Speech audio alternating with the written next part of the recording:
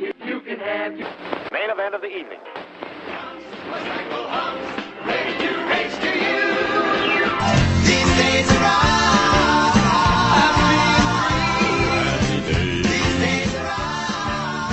Hello and welcome to These Days Are Ours, a Happy Days podcast. I'm Peter. And I'm Joe. And today we are discussing the fourth episode to air after the finale for some reason. Good news, bad news. I've got some good news and some bad news. Okay, Peter, tell us what happens in good news, bad news.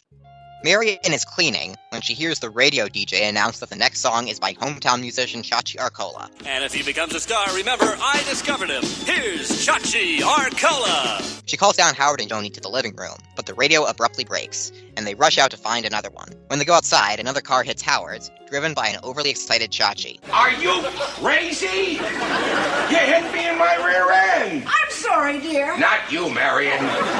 As they try to figure out where to find a radio, Fonzie enters and solves the problem by hitting the malfunctioning mechanism. It turns back on just in time for the DJ to reiterate that the song they just heard was by Chachi Arcola. Next step, gold record. Everyone is happy for Chachi, though Howard is still annoyed about his car. Chachi apologizes, claiming his brakes are slow. Fonzie reminds him he was supposed to fix them yesterday, and Chachi says he's been tired lately. Is that true? Yeah. Well, I'll fix your brakes right now. Let me tell you something. I want this scene in a movie to be like a big dance number. 2 weeks later, Chachi's song is at 178 on the charts, and he meets the Cunninghams at Arnold's in a sparkly white jumpsuit to tell them the good news. He's going on tour with the Beach Boys, along with 23 other opening acts. But I'm the only one named Chachi. Oh, great. Not to mention, the record store sold all 48 copies of his record. Fonzie arrives with a cardboard cutout of his cousin, and shows Chachi that he bought every one of his records and put them in the jukebox. Chachi talks to Joni about their breakup over his lack of direction in his life. What I'm trying to say is after I come back from this tour, I'm not going to be floundering anymore. The next day, Chachi is glumly throwing records into a cardboard box when Fonzie asks him why he isn't at rehearsal. Chachi tells him he quit. He just didn't want to go. Fonzie doesn't believe him and demands the right reasons so he can fix them. Chachi won't budge until he admits he had to be examined by a doctor, just like every other act. Chachi's got diabetes, and Fonzie can't fix that. Diabetes? Jack Adams Is that is an the new excuse, president, diabetes? Fonzie doesn't believe him at first, and makes repeated leaps of logic as to why Chachi doesn't have it. Chachi knows he does, and so there's no reason for him to do things like go on tour, or make records, or fall in love. Does the doctor look like Alan Funt? Once on candid camera, Alan Funt wanted to be a... Don't you do this to me! Chachi leaves. A couple of days later, Joni meets Chachi at Arnold's to talk. Chachi's been reading a lot of books about death. You're feeling depressed, aren't you? No! Not at all, Johnny. These books have turned my life around. Yeah? I'm through feeling sorry for myself. Oh, Josh, that takes a lot of courage. He's gone through all the stages. Denial, well, actually that was Fonzie. Anger, he beat a Potsy. Grief, reading all these books. And now acceptance. So now he's going skydiving. Joni calls him out for being irresponsible, but Chachi just gives her a library book of his to return. Death, the ultimate diet. At the Cunningham house, Marion has been baking non-stop to take her mind off Chachi. Fonzie tried to get the doctor to rescind the diagnosis. I said, take that back. He refused. So I dangled him out the window. He stuck to his guns, so I just left. When Roger shows up, Fonzie demands to know what he knows about diabetes. Roger's no expert, but he knows that diabetics can live long, normal lives if they watch their diet, exercise, and take their insulin. Joni enters to tell Fonzie Chachi's going skydiving, and is acting like he doesn't care if he lives or dies. Fonzie goes to deal with him. I'll tell you one thing. That boy breaks his leg. He better not come running to me. Chachi is in a plane flown by her old friend Omar, going higher and higher. Sorry, aren't you a little high? Oh, no. I haven't had a drink of hard liquor in days. As they reach the proper altitude, Chachi wonders if he should think this over more, and then the plane tilts, and Chachi falls out the door. He manages to trigger his parachute, and survives. Nuts. Nuts. No small thanks to his parachute getting tangled in some trees before he hits the ground. Fonzie is waiting for him, and Chachi admits that he felt stupid. Fonzie tries to tell him what he learned, but Chachi already knows that, and he's still terrified that if he misses one shot, he dies. Chachi knows he's irresponsible. Fonzie says he won't go through this alone. He'll get Chachi a watch with an alarm, and it'll be self-winding, and he'll staple it to Chachi's wrist so he doesn't lose it. Maybe this could be good for Chachi. Everybody has to grow up and take charge for themselves, and this is what will make Chachi do it. Scared is allowed. You know what's not allowed? To feel ashamed because you got diabetes. Chachi asks if he can get the watch before the tour starts on Saturday. Thank you, Peter. That was good news, bad news. It first aired back on July 19th, 1984. As far as I can tell, this was the last new episode of Happy Days to air in prime time on ABC. The party's over. It's time to call it a day. For the record, this episode of Happy Days was followed by ABC's coverage of the 1984 Democratic National Convention in San Francisco. This was the last night of the convention, with former Vice President Walter Mondale emerging as the presidential candidate and Representative Geraldine Ferraro as his running mate. Before its coverage of the convention, CBS aired a rerun of One Day at a Time, another long-running sitcom that had just been canceled. This is it. They came in third with that, and NBC won the half hour with a rerun of Gimme a Break, in which Nell is enchanted by a man at her dieting workshop. That's good. But then spies him with another woman. That's bad. So, Peter, of those three choices, Happy Days, One Day at a Time, and Gimme a Break, what are you watching?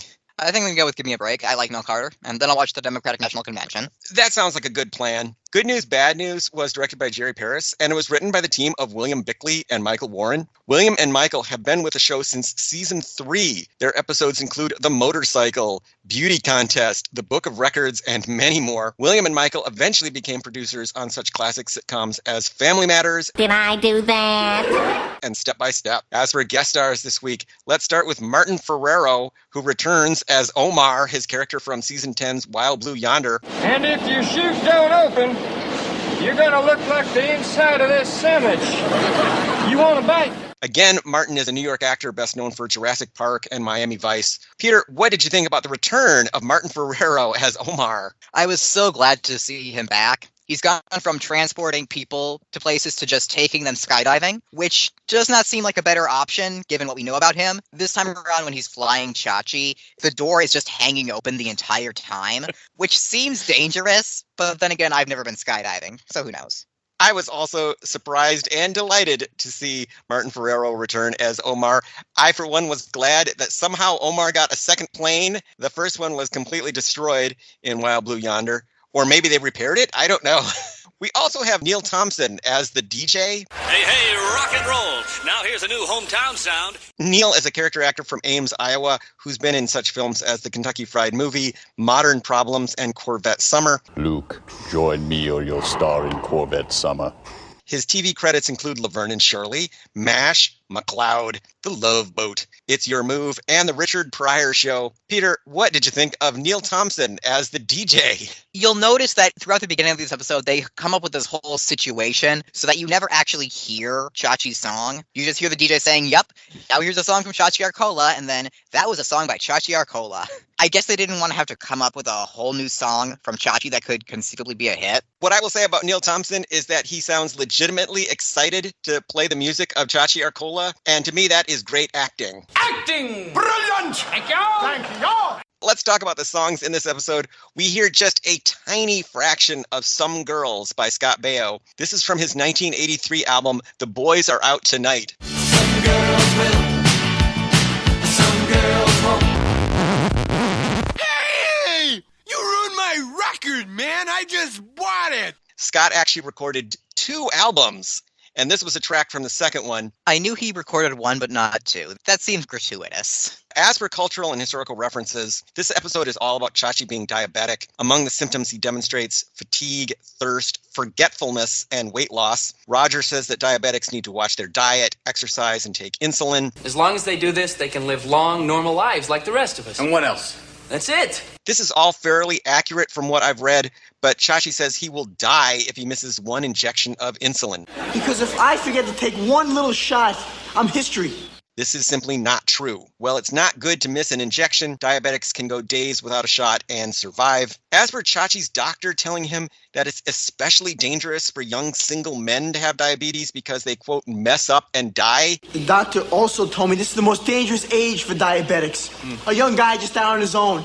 I could not find any data remotely corroborating this. Peter, were you more familiar with diabetes than I was? I was basically unfamiliar with it, so I didn't know whether this episode was accurate or not. I don't have any first-hand experience with diabetes. My uncle has it, but most of what I know about diabetes comes from the Babysitter's Club. One of the main characters, Stacy, is diabetic. Every Babysitter's Club book opens with the long spiel introducing every single character in case this is the first time you're reading any of these books. They give you the rundown about every character, and so Stacy always gets, she loves fashion, she's very sophisticated, she's from New York, and she's diabetic, so that means that she has to watch what she eats and take her insulin. And that's pretty much everything I knew about diabetes for years. The radio station playing Chachi's song is obviously fictional. No real station would play Chachi's music.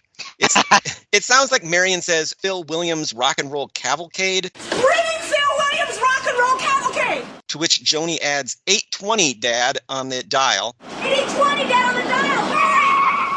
Chachi wears a Green Bay Packers jersey with the number 5 on it. This was the jersey of Paul Hornung, a halfback and kicker who played for the Packers from 1957 to 1966 and earned the nickname Golden Boy. I've always enjoyed the Sunday football game probably more than anything else that I have ever done in my life. Happy Days has referenced Paul Hornung numerous times, most recently in Wild Blue Yonder. Marion says to Chachi, Steve Allen played Benny Goodman. Maybe he'll play you. Steve Allen played Benny Goodman. Maybe he'll play you. The 1956 film The Benny Goodman Story, based on the life of the famous jazz clarinetist, is one of the very few attempts at dramatic acting by comedian Steve Allen. Playing the starring role is the young man whose warm and winning personality has skyrocketed him to television fame, Steve Allen. The film focuses on Benny's romance with a wealthy young woman and his attempt to prove that jazz music is respectable, culminating in a famous concert at Carnegie Hall. I do want to watch it at some point because I read a couple of biographies of Jerome Kern lately, and they both take the time to stop and shit talk when the clouds roll by. The Jerome Kern biopic. MGM actually made a bunch of biopics of famous composers around that time because they wanted to cram in as many well-known songs as possible. I'm excited to watch all of them because I want to see if any of them remind me of Walk Hard. Joni says that Chachi's song is already number 178 on the charts. Only 2 weeks and the song's already 178 on the charts. I am so proud of Chachi. The Billboard singles chart actually only goes up to 100. It's the album chart that goes up to 200. Maybe Chachi has an album that's 178 on the charts? An album that maybe only succeeded because Fonzie bought every one. Chachi enters Arnold's wearing a sequined jumpsuit like the ones that Elvis Presley wore in his later years. Elvis first started wearing jumpsuits on stage when he played Las Vegas in January 1970, so Chachi is a few years ahead of the curve on this one. Howard jokes that Chachi looks like Liberace's milkman. What do you think? I think you look like Liberace's milkman. In fact, when Elvis started to wear jumpsuits, he was directly influenced by Liberace, who said that Elvis needed to be flashier if he was going to perform in Vegas. Peter, what did you think of Chachi wearing the Elvis jumpsuit in this episode? So this is the second time we've had an Elvis jumpsuit reference that is technically before Elvis jumpsuits were a thing. Well played, Happy Days. Chachi says he's going on the road with the Beach Boys. In fact, the Beach Boys were on tour for most of 1965. Let's introduce them now, the fabulous Beach Boys! Just as this episode indicates, they often shared the stage with numerous other performers, sometimes as many as 7, not 23 like Chachi says. And one of those acts would be a future one-hit wonder from Milwaukee. We get another Fonzie malapropism this week, Ear to the Grindstone. I got big news for you, Fonz. Sure, you're going on tour with the Beach Boys. What do you think, I don't got my ear to the grindstone? A combination of ear to the ground and nose to the grindstone. On a scale of 1 to 10 for Fonzie malapropisms, where do you rank that one? 3. Although listening to Chachi's music would be like putting your ear to a grindstone. Chachi says that some other people on the tour include Ed Kooky Burns and Frankie Valli. Frankie Valli himself talked to me. What'd he say? Get out of my way, kid. Neither of those fine gentlemen toured with the Beach Boys in 1965, however. Instead, the Beach Boys played numerous shows that year with Sonny and Cher, Sam the Sham and the Pharaohs, and Dino, Desi, and Billy. But when Chachi mentions Ed Kooky Burns, Fonzie says, hey, great hair. Ed Kooky Burns? Hey, great hair! Ed Burns was an actor from New York who became famous as the character Kooky on the TV detective show 77 Sunset Strip. It's nervous, man. I dig it. In the late 1950s and early 60s, so popular was the character with his pompadour hairstyle that Ed had a smash novelty hit with Kooky Kooky Lend Me Your Comb in 1959. Now you're on my wavelength, and I'm reading you just fine. Don't cut out of here until we get on cloud 9. Chachi says the tour will take him to Davenport, Iowa. This is treated as a joke. We're off to the big time, Davenport, Iowa. But the Beach Boys did perform at the RKO Orpheum Theater in Davenport numerous times in the 1960s. This venue still exists, but is now called the Adler Theater. Fonzie describes a television show in which Jackie Gleason's test results are mixed up with those of a dog. On television, Jackie Gleason, right? He was sick, he got all worked up about it, went to the doctor and everything. You know what happened? The test got mixed up. He wasn't sick, his dog was sick. Your dog has diabetes.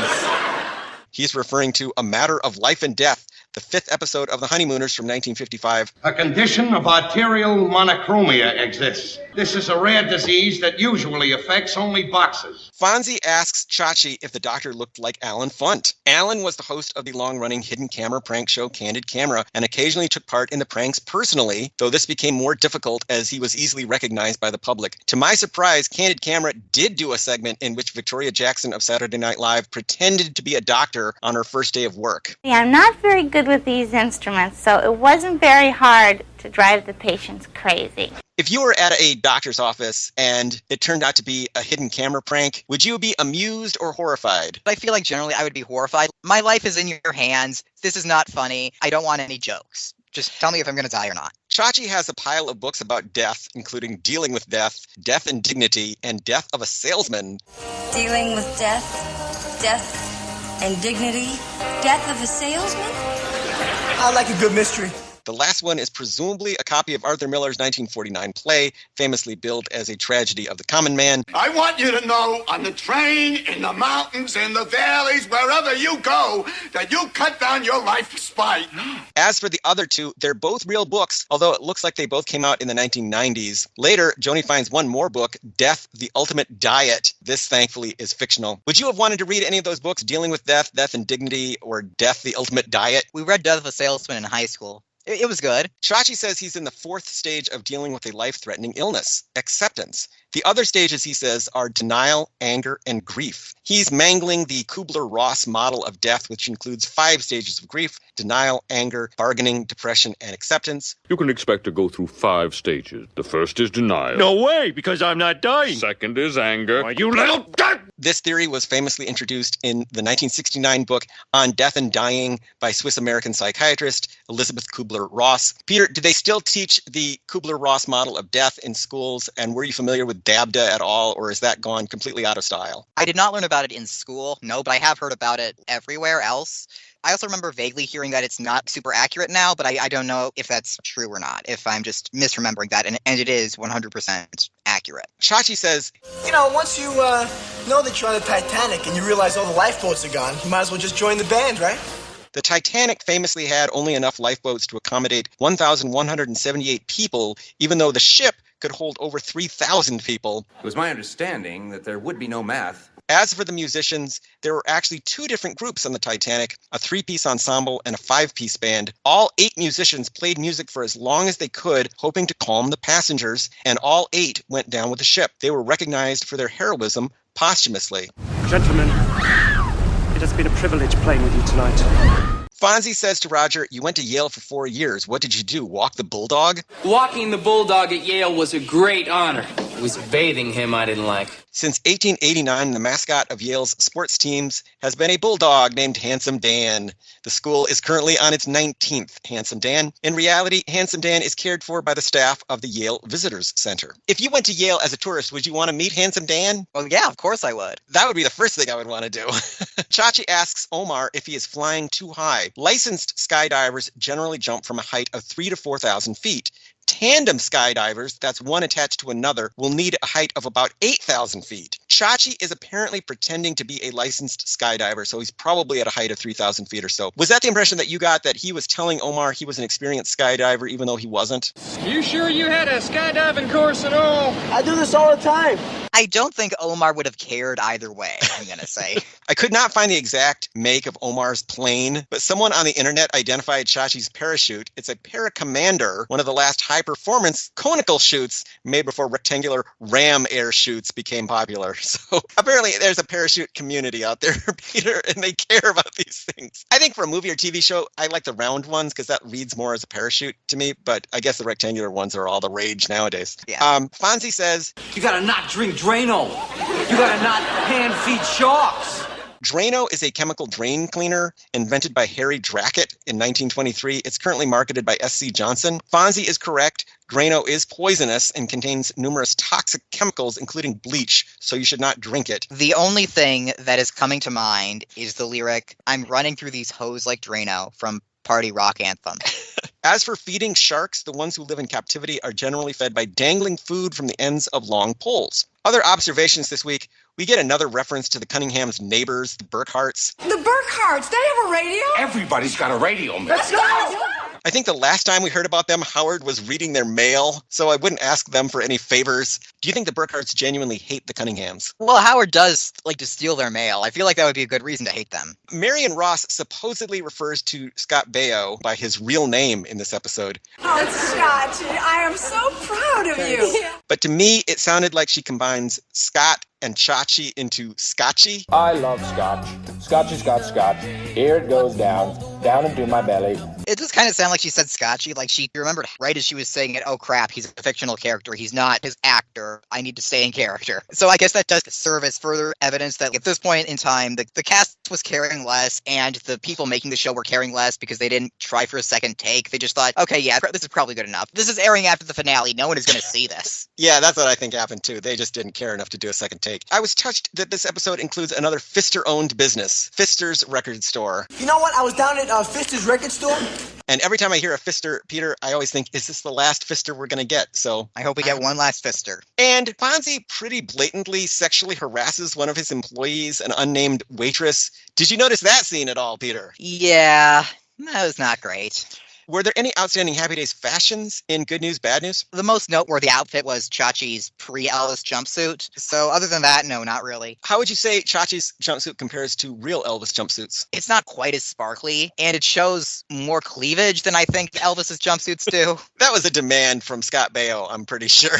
Peter, did you have any other observations you wanted to make about Good News, Bad News? We get a Potsy reference in this episode, and apparently Chachi beat him up and Potsy was fine with it. Yesterday I beat up Potsy. He was great about it, though. That's the most we're getting this week. That does sound like a thing Potsy would do. I guess I was fine with it. I wasn't offended by it or anything on Potsy's behalf. I was just bemused, given that one of the defining traits of late Happy Days is that they have no idea what to do with Anson Williams. He's in the theme song, but he's rarely on the show proper. So, Peter, I will ask that age-old timeless question. Was this episode any good? This is another very special episode. It's not very fun, but there actually were a number of jokes that I did find amusing. So, no, it's not good. It's a Chachi-centric, very special episode, but I wasn't miserable watching it or anything. For me, this episode had two huge problems. First, it was a very special episode, the second in a row that they've done, so I think it was a little too soon to return to that particular well. And secondly, this is an episode about Chachi being mopey and whiny and complaining, and it feels like we've had 3 or 4 episodes like that already this season. Maybe that's what's killing the show, is there's all these episodes about Chachi being a whiny, self-pitying jerk.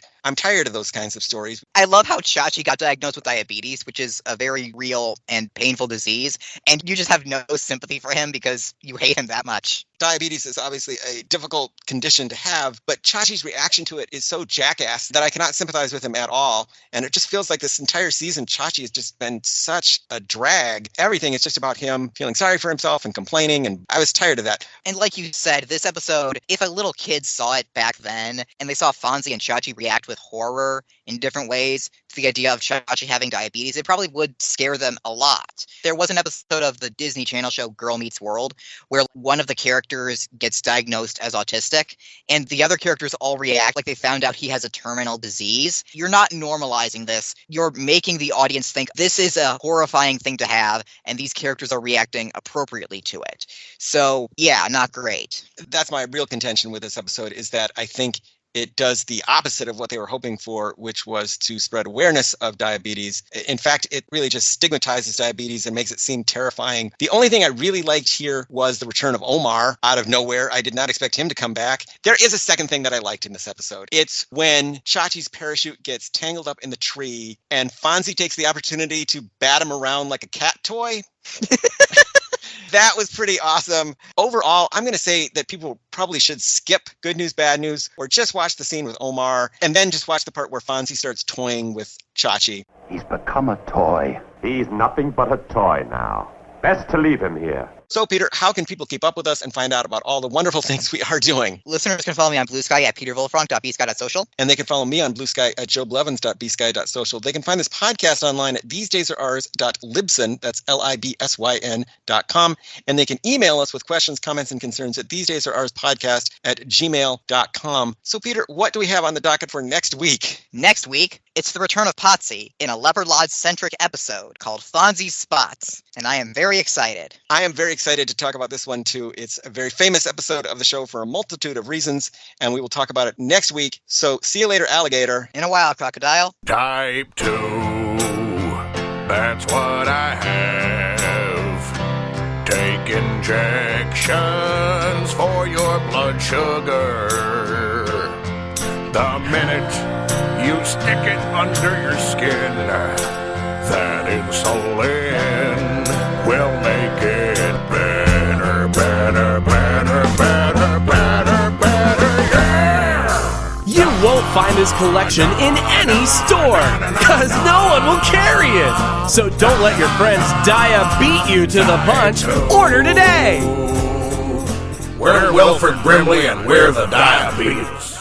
I'm running through these hoes like Drano.